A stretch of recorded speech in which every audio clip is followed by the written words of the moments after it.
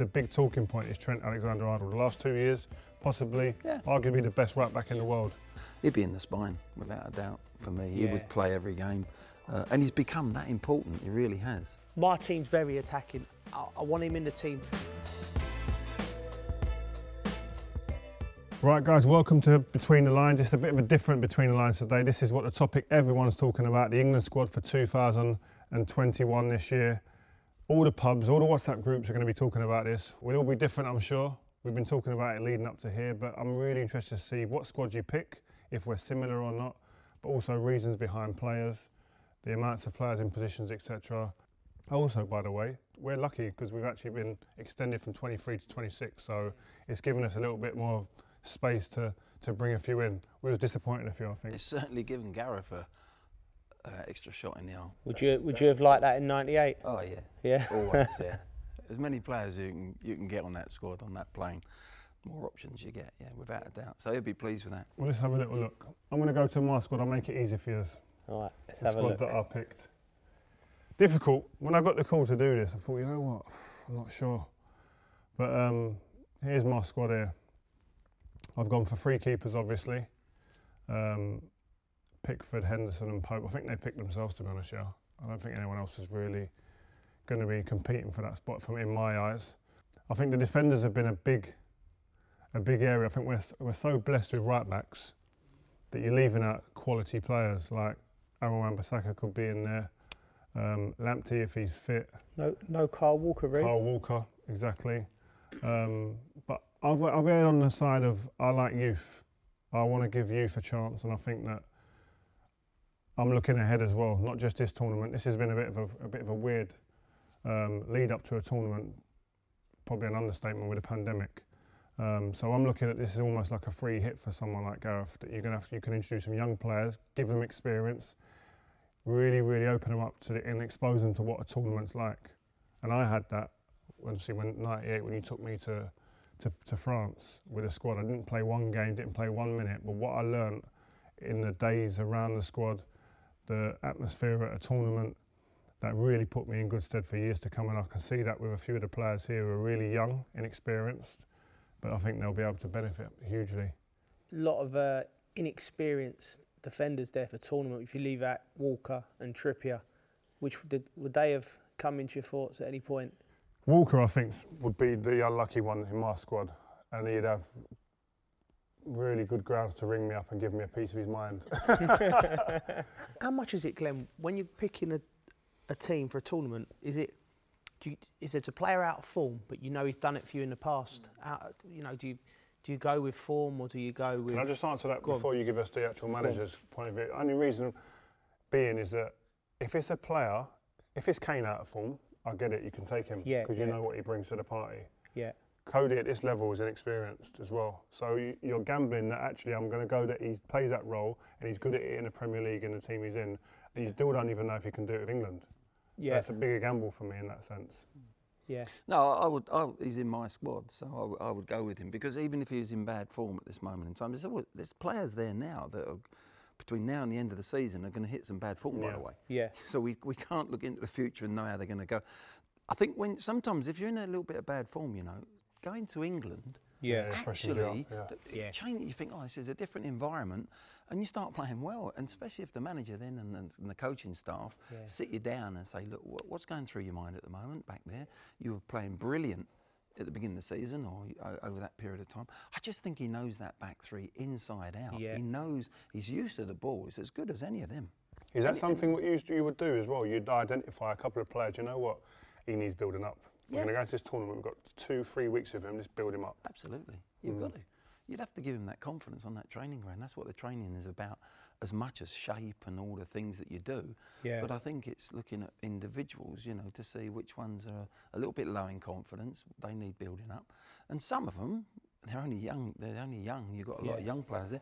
Some of them need to be a little bit sort of, hang on a minute, just keep it nice and cool. It's interesting what he done with Trent Alexander-Arnold. If you said 3 months ago, it'd have been one of your first names, and reportedly Gareth's sort of give him the call 4 or 5 weeks ago and said, look, you need to up your game a little bit, because he was off a bit of form, and he's come back and he's been brilliant in the last few weeks. But talking about players on the peripheries, I remember 2010, I'd been to the last 2 World Cups. I've come back from an injury and I was in and out of form at Chelsea, in and out of the team. And Capello got a message to me, I think it was after the semi-final. We just beat Villa in the FA Cup semi-final. And I played. And his message was I was going to the World Cup through Ancelotti. And so I was one of them players who probably... What's was that waiting. feeling like? Are you going into games thinking who's in the stands watching from England and whatnot, or are you just oblivious to it? Well, the last sort of the 4 or 5 years before that, before I'd done my big injury, I was a shoe-in the squad. I was playing more often than not. I'd start on the left midfield in them 4-year spells. But then after that, it was nervous. I thought this might be. It turned out I was right. It might be my last chance to go to a World Cup. I was 30. I just got the nod because I got into a bit of form. And I think with a player like you said, with a midfield player like me, probably thought, if he's in a bit of form, I can take him, he might do something for me. Do you know what I mean? I come off the bench twice in 2010. It was my last World Cup, so I was right in that sense. But yeah, it's a nerve-wracking situation. Another one that should have been playing as a 10. Yeah. Not out on that left-hand side, like you said. You know? Yeah. Look at Glenn's squad now. Let's move it on, because I'm sure there's going to be a few differences there. I already know one of them, Conor Cody. You've gone for. Oh, Johnson, the goalkeeper. Yeah, I really like Johnson. I think this fella, if he goes to another club, and West Brom fans won't want to hear that, but where he hasn't got to make sort of 7 or 8 saves every game, which he's done over the season, I think he's a top goalkeeper. Yeah, what I've seen this season, he's been brilliant, and I think he should be in there, pushing those. I really do. If he was in a bigger club, I think everyone would be on everyone's lips. How did you go about picking the players and identifying the players and making sure that you had them all on track? Did you make them aware that they were in your thoughts if they were on the periphery a little bit, or? Yeah, I mean, it was a bit different than back in the day. It wasn't as easy to get in touch with them players in many ways. But I had a vision to shape. The thing is, Gareth knows it as well. He's been into the World Cup tournament. You've got to have different plans. I mean, I've picked that squad and I've got 7 different shapes that I could play within that. I've written down which shape I could play, slightly changing. You can go into a 4. So that is a total flexibility to go. For instance, Saka, I wouldn't, not necessarily have him down as a midfield player. He could play as a left wing back. And Shaw could do it if you wanted to do it a different way with the 3 centre-backs. There's 3 centre-backs in there. There's full-back, what I call the outside centre-backs can be full-backs. You could have Shaw and James, would be brilliant, because they'd be comfortable on the ball, as Walker would be. I want to hold you back there. I want to come on to shape later when we do the pitches. Interesting one for me here, Antonio. I don't think me or Joe picked Antonio. Well, no slight on him as a player, but he just wasn't in my thoughts really. I'm going from the beginning of the season. I mean, I know he's been injured, but we were told to pick a team if everyone was flying fit, because obviously Henderson, we've all got Henderson in, but that's in midfield. That's going to be a test whether he's going to be fit or not. Yeah. This fella was as good as anyone in the league this year, holding the ball up, turning, getting in behind. The last 15 minutes, 10 minutes of a game, that's where I'm thinking from. You put him on. You give a total different scenario to your centre-backs that you're playing against.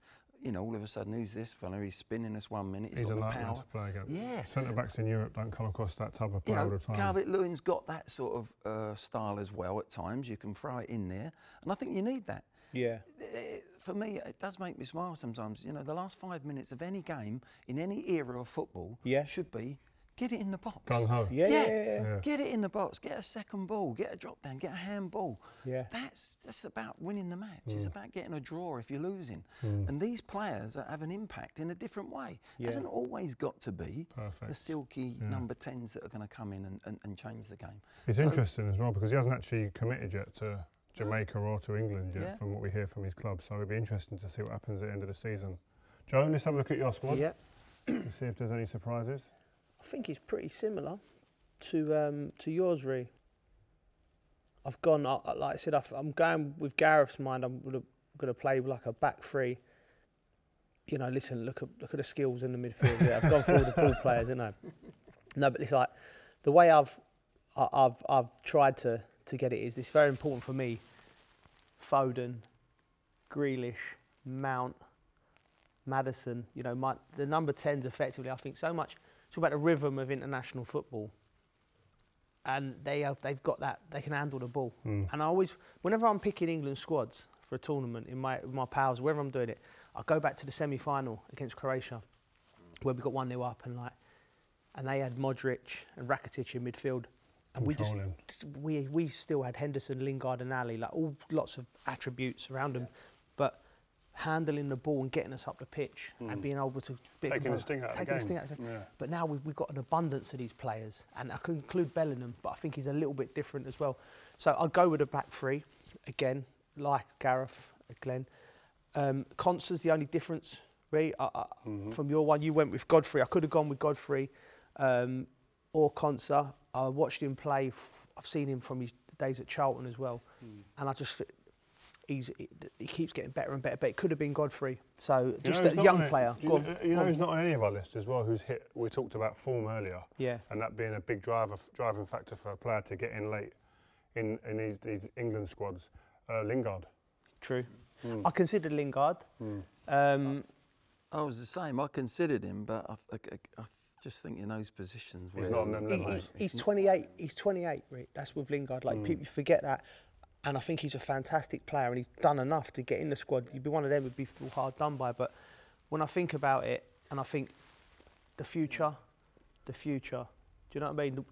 These three boys, I think, are the present, and Calvert-Lewin, like Glenn said, I think he's definitely if you're chasing a goal, I'm putting him and Kane up top and trying to, Reece James on the pitch, get balls in the box if we gets to that. But yeah, that's the only reason Lingard don't get in, because I'm thinking Sancho and Greenwood are the future. Well, let's look at our combined squad, guys.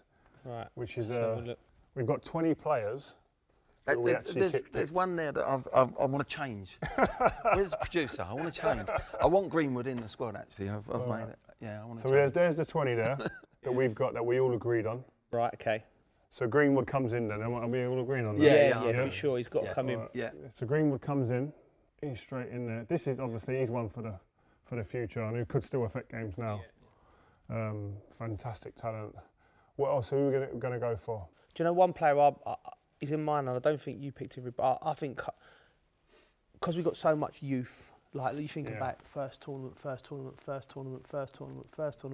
all of the midfield's first tournament. I think you have to have Kyle Walker in because he's been there and he's done it. Like, and he wins things, and I think he's one of them that's improved without people really giving him credit for. You don't see the mistakes anymore, do you? I think he's seasoned. I'd play Kyle Walker.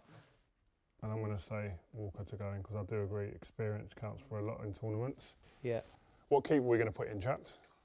Well, Henderson or Johnson? Well, I've said my piece on Johnson. Yep. So it's. What about you, John? Go on, I'm happy with Johnson. Oh yeah, I'll take Henderson right now. I've got to be honest. I think that's the normal choice. I think most people would take Henderson, to be honest. I'm just looking at it. I'm all about this end of the pitch, Rio. I'll have a goalkeeper coach who deal with this. Like, these boys, they're a strange bunch anyway, the goalkeepers. That's a big one to leave out, Henderson. I've got to be honest. He's Man United's #1 right now. But I'll go with you guys if that's what you say. You beat me 2-1. Go on. So you, out of them, the selection pool, who are you gonna put in? Balance of the squad. I would definitely put in. Oh, it's difficult. I'll go for Godfrey based on what we spoke about earlier, because I think a young player, I think, for the future, who may not play, but if need be, could play, but more importantly, for the future, would gain so much out of it. I think that's the key. If you're taking youngsters, that is a great thing to do. I did it with you, but they have to be good enough. If you get a 2-player suspension in that unit, and then a player gets injured in training or a match, they've got to be able to go in, and you've got to have the confidence to go, he's good enough. So it's not about just bringing them for the bus ride and the plane journey. It's like he's got to be good enough. You know. Declan Rice has put himself right at the front of the queue as well with his performances this year. The way West Ham have played and the way he's performed in that. Where would he sit in your reckoning? He'd be in the spine of my team. I mean, fingers crossed he's going to be fit. I mean, that's the touch and go. He should be okay. He'd be in the spine without a doubt for me. He would play every game. And he's become that important. He really has. What I take out of conversations with him is that he asks a lot of questions and talks about improving, adding things to his game, trying to play more of his left foot, longer balls over bigger, varied distances. And so you're seeing he's bearing the fruits of that. We're going to add another attacker? Yep. I threw in. I've put the. I love him. I think what we're talking about. Yeah. No, sorry. No, Phillips.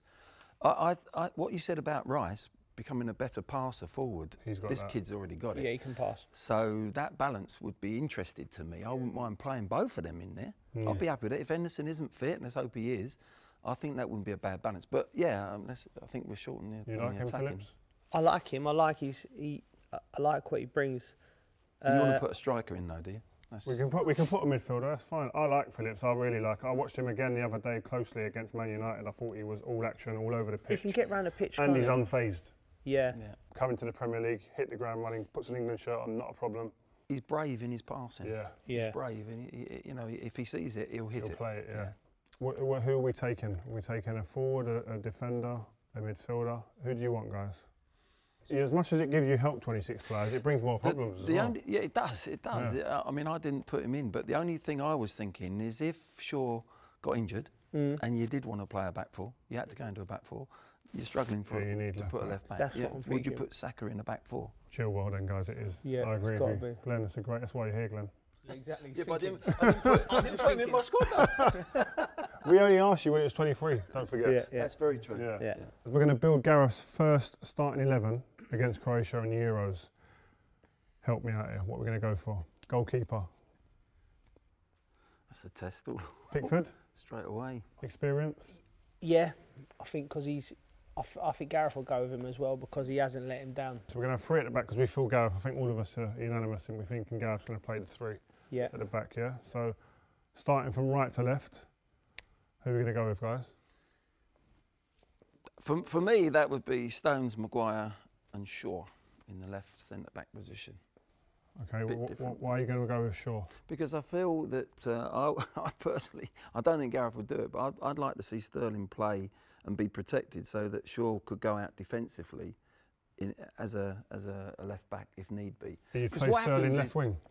Yeah, I'd play him on the left hand side. Yeah, okay. Yeah, not as a wing back, as a wing, the winger part of the wing back. Yeah, because you can protect it with a full back that can go out and is happy to defend out there. That's why I think Shaw is really important. He's had a great season.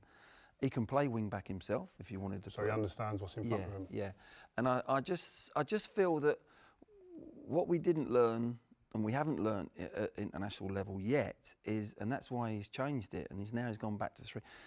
We go into a 5, and I think if we go into a 5 again against Croatia, we're going to cause or good teams, we're going to cause ourselves a problem. Let me just put the ones you just said then. Hold on quickly. So you said Stones. Stones in the centre. On the right. No, go on the right side. Yeah. Stones on the right. Shaw on the left. Shaw on the left and Maguire in between. And Maguire in between that. Yeah.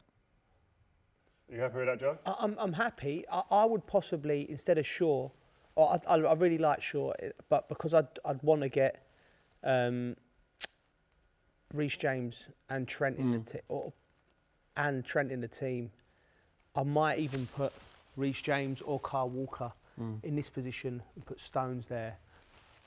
But then I've got 2 right backs. That's a really good point. And I said to you, I have 7 systems for this squad that I have. Yeah. You could do the same as what I'm saying on the other side because Reece James could play there. Yeah. And he's happy to go out and defend, like you're saying, Shaw. So you put another centre back in there. Yeah. But you could do the same thing and have a winger this side. You could bring Sterling over this side, or you could have Alexander there. Yeah. I've heard you say before though, you like your 2 wide ones of the 3 to be comfortable, to be able to go out into these areas, to go and be fullbacks almost. Yeah. Is Stones capable of doing that? No, well, if you're going to play that, if he's going to slide out there, these 2 become your centre backs against the one up, and your wing back slides in there. So Reece James would be absolutely perfect for that, or Trent. You have a wing back on one side, and a winger on the other. Which one out of all of them we've chosen in all the fullbacks in our squad? Because I think with Stones and Maguire, you're 2 recognised, experienced centre backs. Out of all the fullbacks, whether it be left or right, which one of them do you think is the most accustomed to play either here or here? I think Shaw. Do you? Yeah. Okay. Because I think I've seen him do it for Man United. Right. He's done that. So he's been brilliant, Shaw. Yeah. And Kyle Walker's been brilliant as well for Man City. Walker can play that role as well. I've seen James play that role at a younger age, he was outstanding. Yeah. Obviously, this is a bit different, but I think with his experience, he could play that position. I see Reece James playing there. I think eventually he could end up playing. If you want to play free and be able to come out and be comfortable in defending in wide areas. Let's move up the pitch a little bit then, into the wing-back area. So we're going to play 4 across the middle, aren't we? We want to play 2 wing-backs, or 2 midfielders, and then 2 holding midfielders, or you tell me, guys, what do you want to do in there? For me, I think you've got to get the centre of the park. So I think Declan Rice is nailed on. I'm just going to assume Jordan Henderson's unfit. Yeah, because that's what we're here. So for me, Glenn, Centre like that? No, I'd just slightly there. And the person I'd put next to him, who I think who can break from there and get on the ball and be disciplined, is Mason Mount. And I mean, a lot of Chelsea fans might say I'm being a bit biased, but I think he's more effective here. But I think I want to get Foden. You want to get the others in. And Jack in as well. Yeah. My team's very attacking. I want him in the team. And I think, you know, talk about relationships around the pitch, players who don't. Declan Rice and Mason Mount have been best mates since they were that high. I just think, together as he. What's your. Joe, I saw him play there for Chelsea's last game. They played him in a deeper role and he didn't do so well for me. Right. I've got to say, it might have just been that one-off game. Yeah. I think he's better off further forward, myself, personally. If Henderson's not fit, I wouldn't mind putting Phillips in there. I think he's a good footballer. Bellingham? I watched Bellingham playing in Champions League quarter-finals against Man City, and in midfield, one of the most dominant players as a 17-year-old in Champions League quarter-finals. I mean, none of them lot have played in that level. Yeah. He's been there and done it. True. Well, it's a good shout. It's a big ask going into the first game, though. Yeah.